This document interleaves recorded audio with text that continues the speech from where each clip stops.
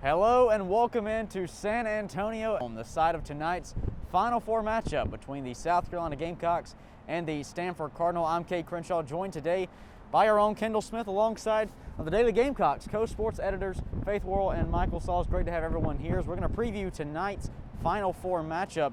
And Kendall, I'll go with you first. A big-time game tonight, but walk me through really the tournament process the Gamecocks have gone through, got that #1 overall seed after winning the SEC championship, and they've looked even more dominant as the season's gone on. South Carolina really has looked so much better, I would say, in this tournament than they have really all season. You and I were talking about it a couple of days ago. Really complete games for South Carolina throughout this entire process. They just took down Texas in the Elite Eight, and they led them to no points scored in the fourth quarter, which was the first time that's ever happened in tournament history for NCAA women's basketball. So really complete games for South Carolina, obviously starting off against Mercer, trickling down to their last game against Texas in the Elite Eight, and then of course tonight they're taking on Stanford here in the Final Four.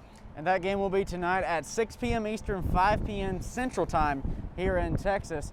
And Faith, you look at the Gamecock squad. Let's go back to that Texas game. How they stepped up defensively, like Kendall mentioned, 0 points in the fourth quarter. The first time ever in NCAA tournament history a team hasn't scored in a quarter. And we're talking about a really good Texas team who has the projected #1 overall pick and Charlie Collier at the 4 position. So they really shut down a really good offense, and their defense capabilities is going to be really important in tonight's game. Yeah, I think you can't speak enough on just their defense, and I think just the physicality of them, honestly.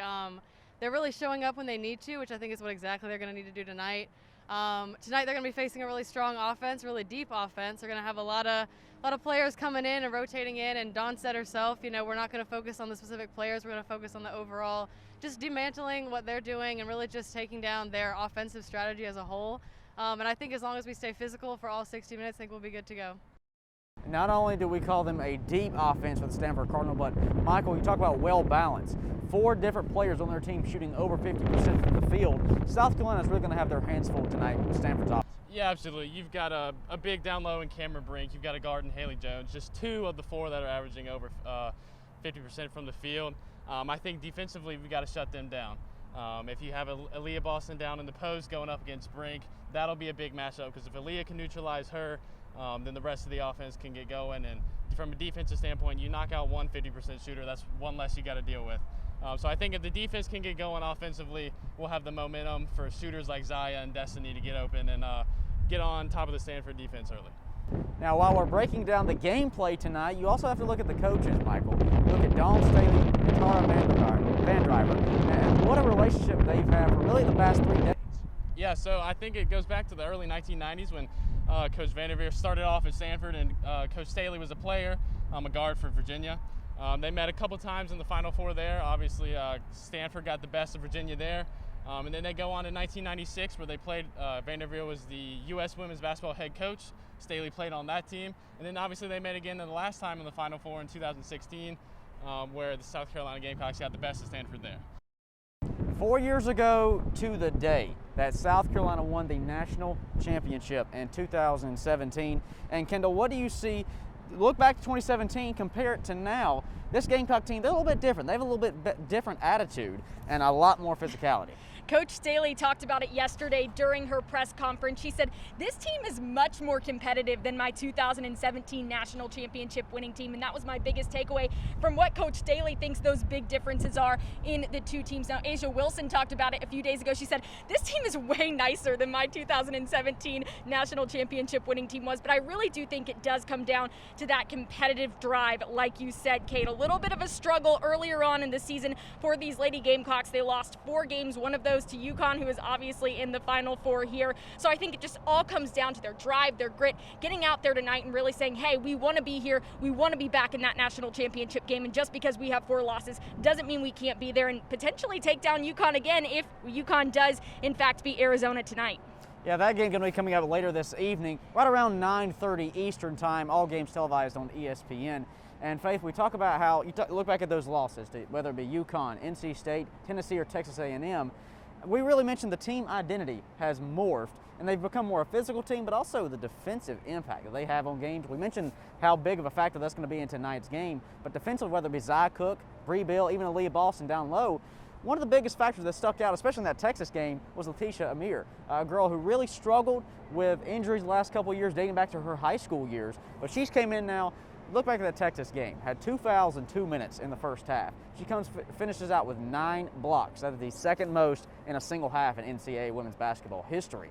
So a terrific performance. Talk about the rise of her play for this Gamecock squad. And while we talk about the big-time names like Isaiah Cook or Aaliyah Boston, how a girl like Letitia Amir can be a huge factor.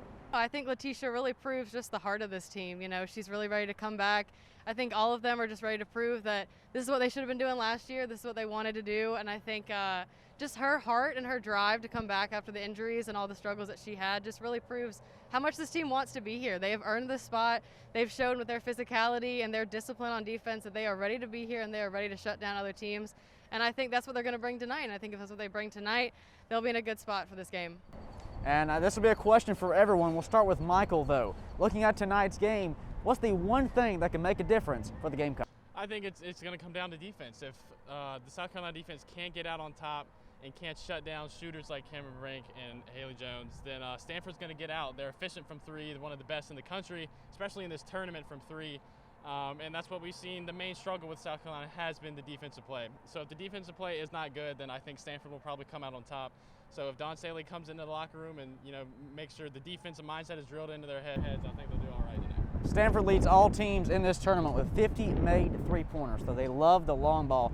Faith, for you, what's going to make or break it for the Gamecocks? I think it's going to be an early offensive start for the Gamecocks. I think if they come out the gate and they're ready and they pull those threes and they actually make these shots in the beginning, I think if they have that early lead and they can get that momentum going fast, I think their defense will show up regardless, like you were saying. I think they're going to be here and they're going to be ready to fight. But I think if that offense can really show that we're also here tonight for that, I think that'll be good for them. Kendall, 4 years ago today, the Gamecocks won the trophy. What can they do tonight to earn another chance at it coming up on Sunday? I agree with Michael. I think it all comes down to defense. You know, Aaliyah Boston talked about it the other day in her post-game interview after that Texas victory. She said it was our defensive intensity that got us to where we are right now. I think they need to keep that same intensity going into tonight's game. You talk about individual matchups. Let's just talk about the matchup between South Carolina's defense and Stanford's offense. That's what I think it comes down to today. And South Carolina staying tight in their defense, staying competitive, and staying intense will get them the victory. The Final Four is here tonight at the Alamodome. Not only can you follow along with the Daily Gamecock, but also here at SGTV. We're going to bring you all kinds of coverage throughout the day leading up to tip-off. Then obviously live game coverage when things get going tonight at 6 Eastern and 5 p.m. Central on ESPN.